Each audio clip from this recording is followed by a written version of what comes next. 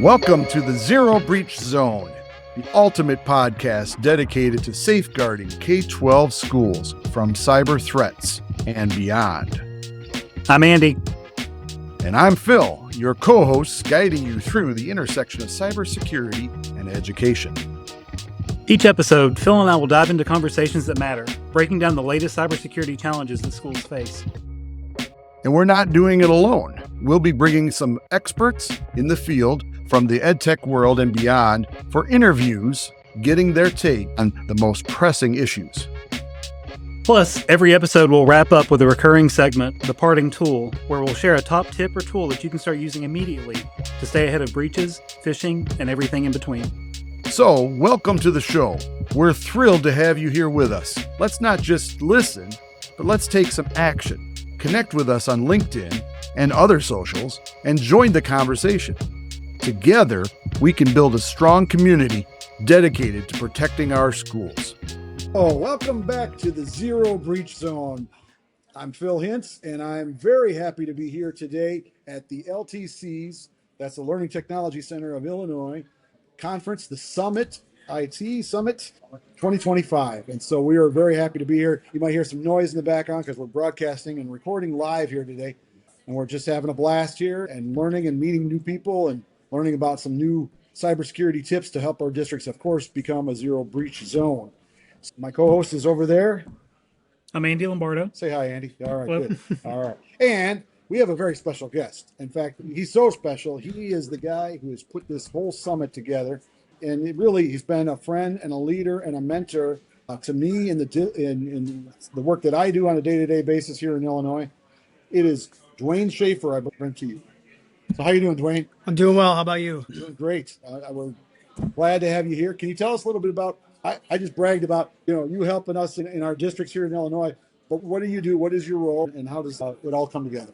Yes. So my role in particular is Director of Technology Services, and our organization as a whole supports all things ed tech for all of our public K-12s in the state. In the whole state? In the whole state, yeah. Yep. And there's 852 school districts in the state of Illinois, if you were not aware. So quite a large footprint all over our state. Including Chicago Public Schools. Including Chicago Public Schools, which is obviously the largest, rightfully. But so my role in particular is to help support the technology directors like you guys and a lot of the people that are here at our conference today. Just help with all the challenges that they face on a day-to-day basis, both cybersecurity, data privacy, buying networking equipment, you name it. We all know that our IT directors touch everything in the environment, and there's a lot of work involved in that process. So trying to help them navigate how to do that and efficiently, effectively, and even networking with other districts to learn more ideas how to do those things. So that's really what my main focus is. All right. How long have you been with the LTC now? So this is I'm in my third-ish year at the LTC. I started as a network and IT specialist and then was elevated to the director role about a year ago. It's been an interesting ride so far for sure, but I've enjoyed every minute of it. Were you in schools before that? Yeah, so I've actually been in public education for about 22 years. I started as a special education teacher. I did that for 13 years. And in 2016, there was an opening at the school district I was working at as a technology director. I had just started an esports club at my school because I'm a nerd and I like tech. I build my own computers and 3D print and all that fun stuff like nerd stuff. And so then I transitioned to the technology director role, did that for 7 years at the district, and then started here. All right. Wow. And here you are. You've got this fantastic conference. I've already attended a couple of the sessions today. I know Andy has too as well, and a lot of folks here. Where did you come up with the vision for this summit? I want to correct a couple things. First of all, this was not my brainchild, so I can't take credit for that. And I get a lot of emails from you. Oh, yeah, I get it. That's why I'm thinking that you're the host of No, I understand. I know you have a team. So. I'm the director of the department, so I guess it's my job to help spread the word. Right? But yeah, so the other part of it is it takes a huge team to do this and to put something like this together. And I always have to give a shout out to Kara, our events coordinator, who's on maternity leave, just had a new baby girl. And we realized very quickly that she does so much that it's take 8 of us to figure out how the heck to do this without her here. But yeah, it takes a big team. This was actually the brainchild, I believe, of our first director of technology services, Chris Worley. It's something that they thought about doing several years ago. And then when I came on board as a network and IT specialist, We literally in a month's time decided, hey, let's do this. And so we did it in about 3 months worth of planning. I had a facility, we had all the things. And our first year was about 50 attendees. And then last year was our first year in this facility. It doubled in size. And so, yeah, it was just triple this year. not quite triple, but we've got definitely a bit bigger numbers close, for right? sure. But yeah, yeah. And the whole point of this conference is there's not a lot of PD dedicated specifically to the IT space in K-12. So our focus was let's bring all of the IT folks together during the summer when it's busy, but a little bit less hectic because all the teachers are gone. So bring them together in the summer and give them an opportunity to network and attend some sessions and have some social time and do all those things. So we tell people it's an IT conference. Keep your ed tech out of our conference. We don't want those people here. No, we do, but Even just talking at lunch, it's a place to commiserate in a lot of ways too, oh yeah. and realize that we're not the only one that's having that particular issue or this issue or whatever. That the other people are working through challenges as well and looking for solutions and looking for learning and to be able to fill some of the gaps that they might have. I know some of your focus has been, and of course, focus of our podcast is on K-12 cybersecurity, but some of the sessions I've seen already have delved into that, and I know you play a huge part in our state's data privacy consortium that we have, and that's where I've gotten to know you and gotten to know you've answered so many questions, so many different emails, different times because we're trying to make our students' data safe as possible and be able to do what we can to be able to function in a school district but ethically as much as possible. Tell us a little bit about some of the things that are going on at this particular summit that you have geared towards with the idea of cybersecurity or data privacy. Yeah, with cybersecurity in particular, one of the things that we're trying to create as a resource, there's a lot of the cybersecurity frameworks, the syscontrol and NIST framework and ISO whatever 2000 whatever. So there's a lot of those things out there, and kind of what we found is it's nice stuff, but not everybody really fully understands, well, how do we really implement that and what are some best practices behind that. So one of the things that we develop as required by our student data privacy law is reasonable security practices. So we've created a document based off of the syscontrols that has, I think 44 reasonable security practices that all school districts should really employ in their environments. And then the next step to that is, okay, so let's take chunks and break those down and to say, here are some strategies to actually do that work, to implement those things. So we'll hopefully have a set of videos, online coursework, resources, and things that will. For even after the conference. Right? For even after that, yeah. So those are things that will hopefully that districts can pick up and take back to their schools and say, hey, you know what, we can actually do this, or we're already doing this. We just didn't know that. Yeah. And the other part of that is, okay, now how you're doing these things or you're going to do these things. Now you got to make sure you document all of it. So teaching people how to properly document those things as well. I think that's going to be a critical thing for us moving forward as cybersecurity is increasingly become more of a focus over the last several years with all the ransomware attacks and things. So that's, I think, a big focus for us as an organization, but also part of that. And our Eric Muckensturm, our cybersecurity specialist, will be talking a bit about that in his session today. All the talk of documentation just makes my heart beat fast. I love it. So we talk a lot about on previous episodes about maturity of programs and how documentation is one of those. And once you get out of that, I'm just trying to survive mode. Documentation is one of those natural next steps. I used to say it was the hit by the bus principle. Now we try to be more positive. Now it's the won the lottery and disappeared to an island principle. I like that. So I'll see you guys later. Yeah, just that idea that you're planning for a future where you aren't necessarily sitting there being the person handling everything and being able to get everything prepared for a handoff and prepared for someone else to come in, even if you are just at the beach. Yeah, it's a really great step, a level up for a lot of people. Yeah, absolutely. And I think the other part, the documentation that people forget about is how do you know what to protect if you don't know what you have in your environment? So you've got to have that all documented and in there. And then plus from insurance perspective for cost recovery, what happens if things go down, but you didn't have it documented properly, so your insurance isn't going to cover it. Those kinds of things. There's that and many other reasons to keep full documentation. That's so critical, and it takes time. I get that, but the time and effort that goes into it is absolutely worth it. Yeah, I can't tell you the number of times that I've been doing a process that I'm thinking I'm doing for the first time, and it's really complicated. I'm like, okay, I'm gonna go look and see if there's anything in my documentation, and I'll find really super helpful notes. I'm like, who on my team made these? And I get to the bottom, and I'm the one who made it. So I don't know if you Yeah. experienced that. It's Yep. definitely bailed me out a lot of times. Yeah, I was really bad at, I'll fully admit this. So I was a Skyward admin, Ooh, and I've been there. I was really bad at taking notes about what I would only do annually. Yeah. And so I would get to that next time of year that I had to do this report or this whatever. And I was like, okay, how did I do that again? Where did I find that? So it took me not knowing at the time that it was my last 6 months in that role. Yep. I took really good detailed notes on how I did it. And then 6 months later, of course, I Yeah. left the district. But and the guy taking over for me appreciated those notes, which was good. But That's wow. Yeah, the worst for that is SSL certificates. So we have maybe yes. a half dozen on different systems that are completely different procedures, different protocols. Yep.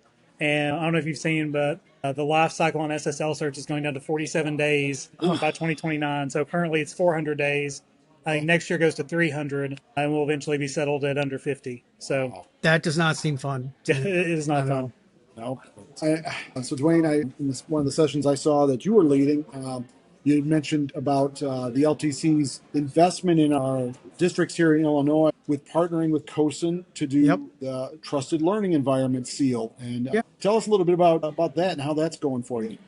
Yeah, we chosen the TLE. So TLE Seal program has a subscription model where a state entity can essentially purchase the subscription and then provide free access to the application process for any district that wants to do that. And they just give you a nice promotional code or whatever to do that. And yeah, the idea behind that really is with cybersecurity and data privacy being such a focus and a critical focus that school districts really should have. The TLE seal process really helps them to understand what it takes to be good at it, to be effective and efficient, to have right kinds of policies, procedures, documentations. And it's not an easy process by any stretch, but I like that aspect of it because it really causes you to think and create and dedicate time and effort into making sure that you're doing things in the right way. I think that's really important. So we started a couple of cohorts. We have 2 cohorts in the Chicagoland area right now.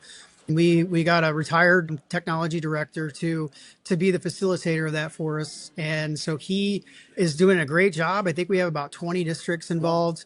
And they just, several of them just submitted their first application just a couple of weeks ago. So what happens from there is they have different modules that you apply So for. is that the micro badge or Yeah, micro badging that leads to the ultimate badge? seal? Yep, absolutely. So they created there's a TLE seal and the TLE mini seals. Mini And seal, the okay. mini seals are a little bit more approachable initially, and then you can work your way up to the larger ones. But what's really awesome about once you earn it is not only you earned it, you demonstrated that you've successfully are achieving that level, but you also get in a press release, COSIN will announce your name of your district to the world essentially and say, hey, this district here in Illinois has demonstrated that they take this aspect of data privacy or cybersecurity seriously. And I think that's really critical because school districts don't always get the most positive press. So it's nice that COSIN does that and celebrates the districts that demonstrate that and earn those seals. That is tremendous. Yeah, I can imagine districts that have earned that. Not only that brings credibility to the school board as well, so the school board realizes that their tech department is on top of things, but I think also to their community and to their parents, it gives them hopefully a little bit of reassurance that the district has their best interest in mind for their students. Absolutely. And peace of mind. And we all know in the cybersecurity space that there's no 100% invulnerability, but to know that your school district is doing whatever they can to protect the data, secure it with integrity, that's a really nice thing to have knowledge of. So Good. And like you mentioned earlier, how you appreciated that it was a difficult process. And I think one of the things that comes out of that is it's not just a checkbox. It's not just something to pay for. There's a real process behind it. It's not just you send a subscription and you get this seal. So it's really, it is that outward symbol, but the work that goes into it, it means something. yeah, I think that's, to me, one of the best parts of the process is that it's not easy. Because if it was easy, everybody would be doing it, and that's just not the case. And I love that about it because you're right. It's just a way for districts to show they are putting in a lot of work and effort, intentional effort, to make sure that they're demonstrating what they're supposed to earn the seal. And I like that. One of the difficult things on the school side is, there are so many frameworks. Like we could just throw a dart and pick a framework. Yeah. But there, even then, like, where do you start? Where, when you've got something like this, like you mentioned, the mini badges, it makes it more approachable, gives you a defined starting area, and then with a cohort, you've got your network of people that you can grow with into that. So, if you're struggling for how to get started, this is a great avenue. Yeah, and the cohort model is critical on this too, because you might be demonstrating something very well and have great policies in place and documentation and all that, and in one area, but not in another. But the neighboring district, they do. So you guys can share resources and figure out, here's where we're lacking. What can you do to help me, and vice versa. I think that's another critical aspect to the cohort model. The power of sharing, the power of networking there. Yeah, we're all in this together, right? So we have to be willing and able to share our knowledge and our practices and what we're doing. And it's just a great way to do that. As part of our podcast, our listeners know that we usually have a parting tip during our shows. And that could be a platform, it could be a cool tool, it could be a website. I'm going to put you on the spot, Duane. Do you have something that you might be willing to share for our listeners that they could take part in or be able to discover? I don't know how much of it is to discover. It's probably already been mentioned, but my favorite tool that I use almost daily is Notebook LM. So the reason I use that is it's a Google AI tool, but the reason I use that is because it's built solely on the resources that you provide to it. So that can be documents, PDFs, that could be a website, a video even. You are the one creating the specific chat bot, if you will, and feeding it that information. So it's only pulling from those sources and not anything else. So it's not like a large language model where it's grabbing wherever it can from wherever it can.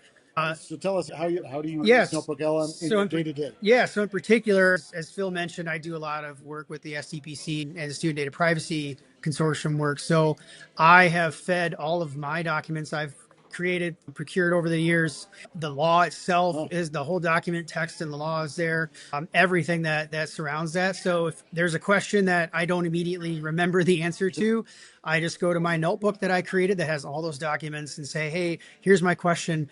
And not only does it answer it, but it also cites where it found it, which documents it found it from. So I can double check the source and make sure that it pulled it correctly and accurately. Hallucinations or anything. Exactly. So that's why I think it's nice. And my tip for technology directors and departments is take all of your policies, your board policies, especially all the ones that are relating to technology and internet use and all those things.